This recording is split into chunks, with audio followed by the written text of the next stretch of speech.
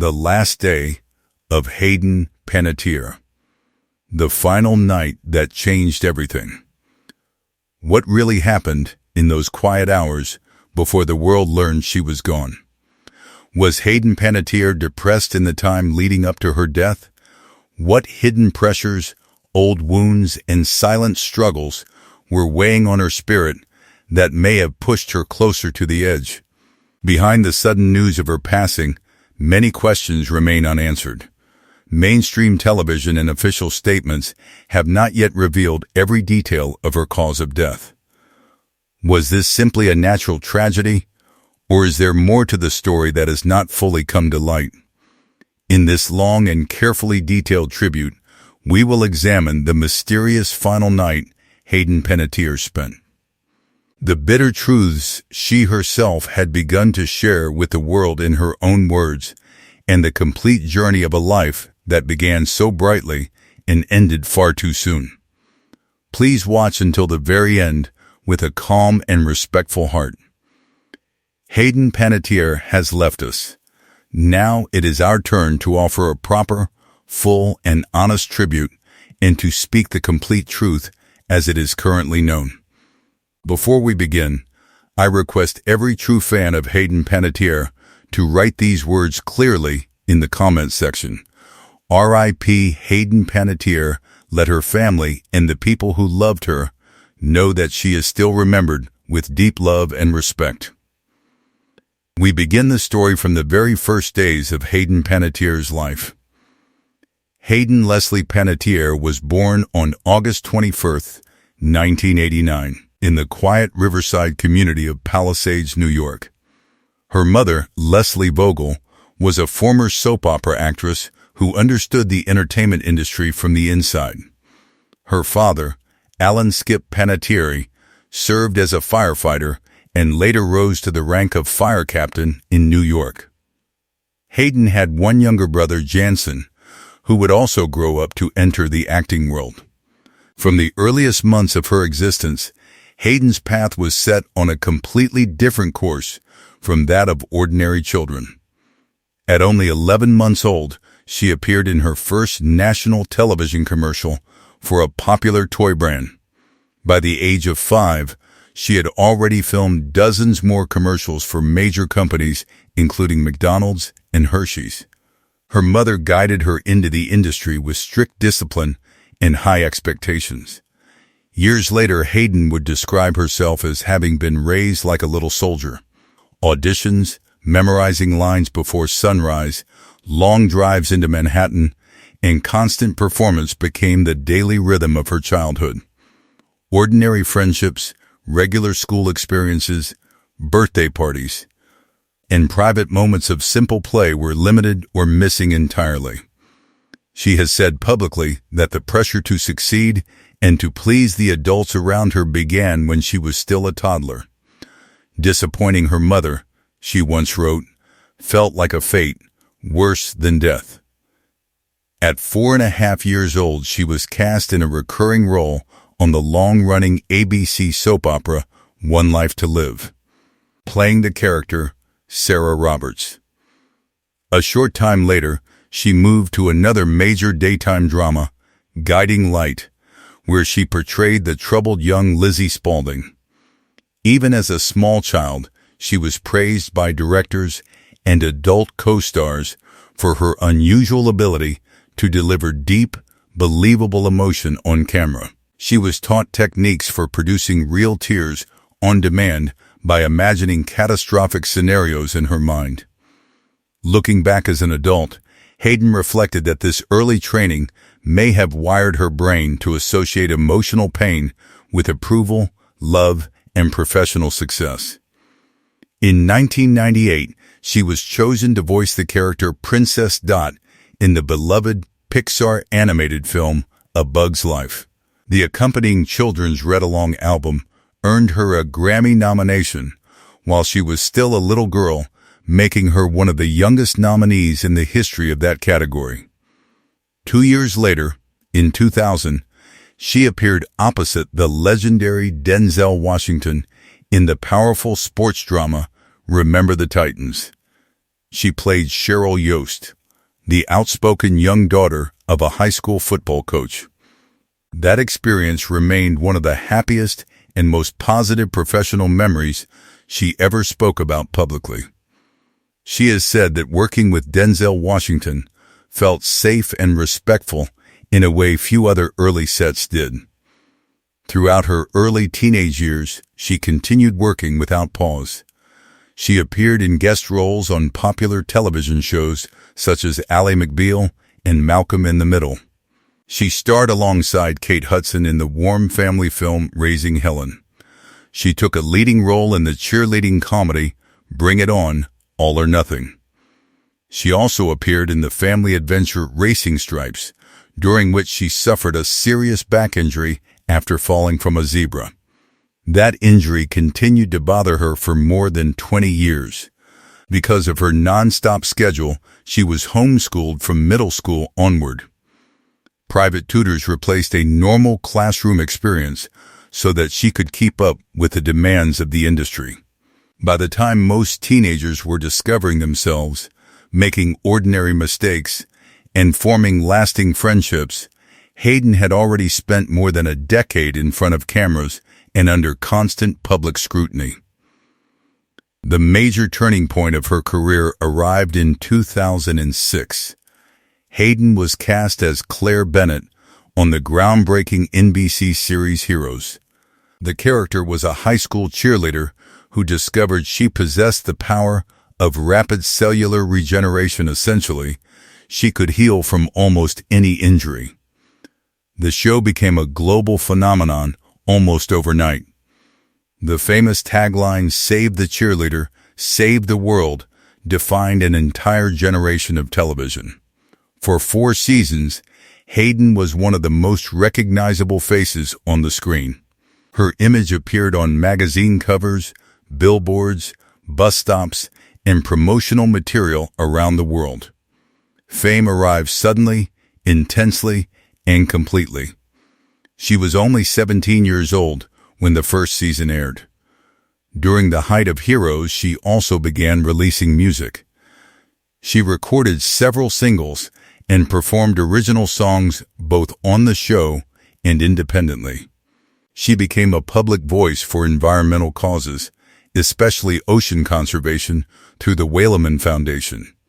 The ocean, she later said, gave her a sense of purpose and quiet peace that the constant noise of acting and fame could not always provide.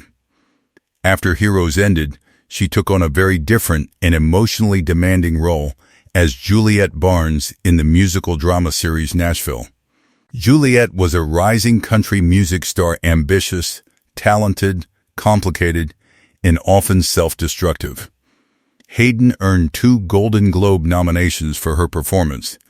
She remained on the series for 6 seasons and appeared in more than 120 episodes. Many viewers and critics later noted how closely some of Juliet's personal struggles, the addiction, the public breakdowns. The complicated relationships seemed to mirror the private battles Hayden herself was facing at the time. The lines between the character and the actress sometimes felt uncomfortably thin. On the film side, she played the memorable character Kirby Reed in the horror sequel Scream 4.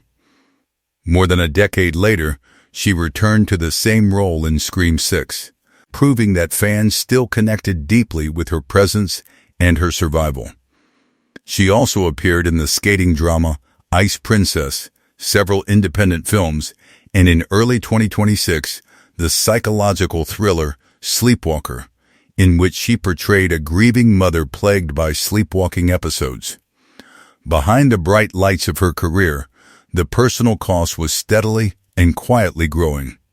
In her 2026 memoir, This Is Me, A Reckoning, Hayden wrote with painful and unflinching honesty about the long-term effects of early fame.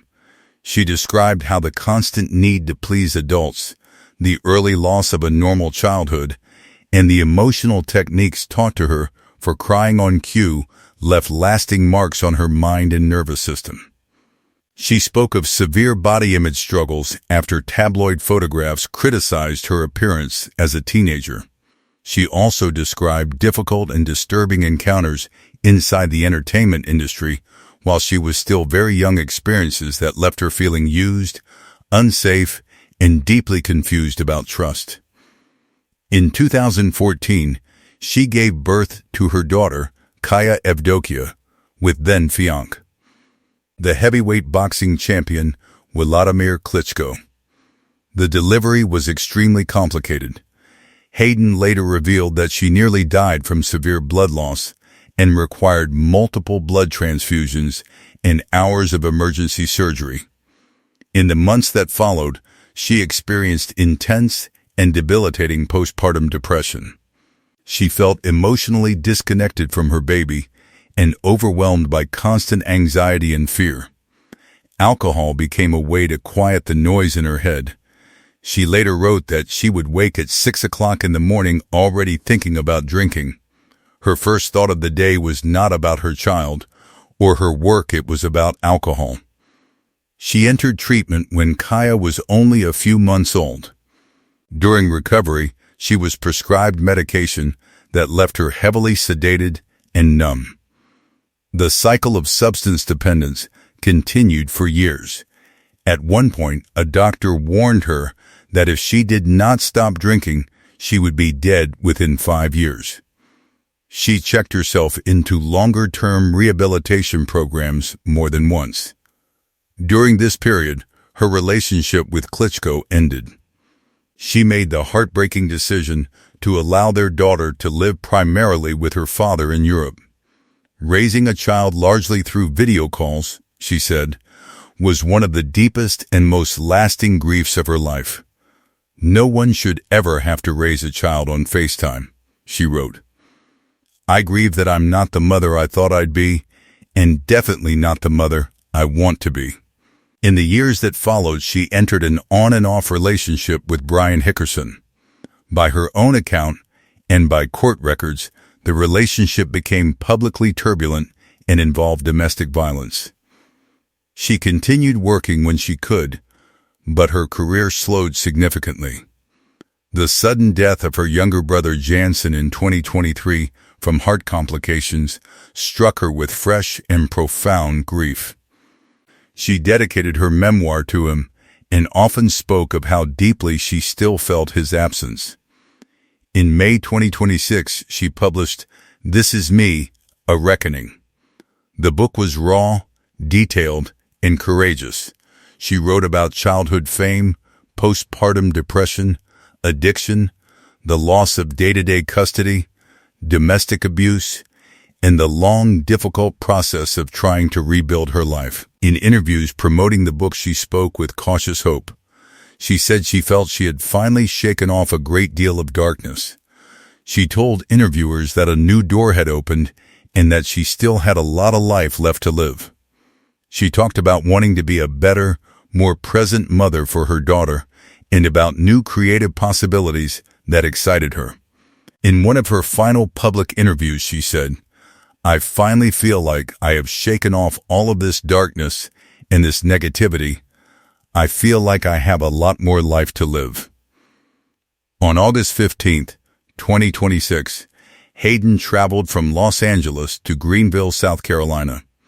She was temporarily staying at a residence in the city. The next day, August 16, became the final day of her life. According to official reports, at approximately 1:51 p.m. local time, an acquaintance placed a 911 call reporting an unresponsive woman at the address where Hayden had been staying.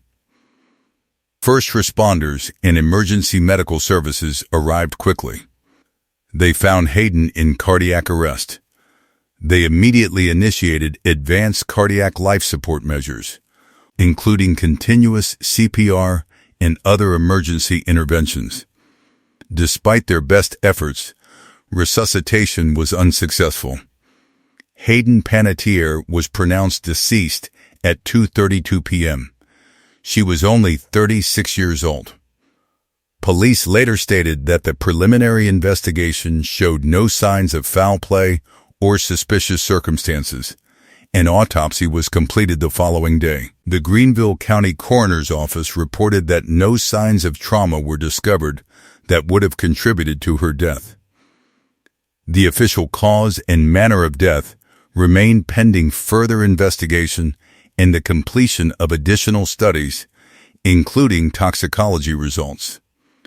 Some reports noted that emergency personnel on the scene discussed a possible overdose, and Narcan was said to have been present at the location.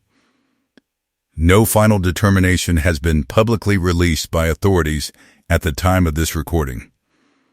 Hayden Panettiere is survived by her parents and by her daughter Kaya. Her story is one of extraordinary early achievement and equally heavy personal struggle.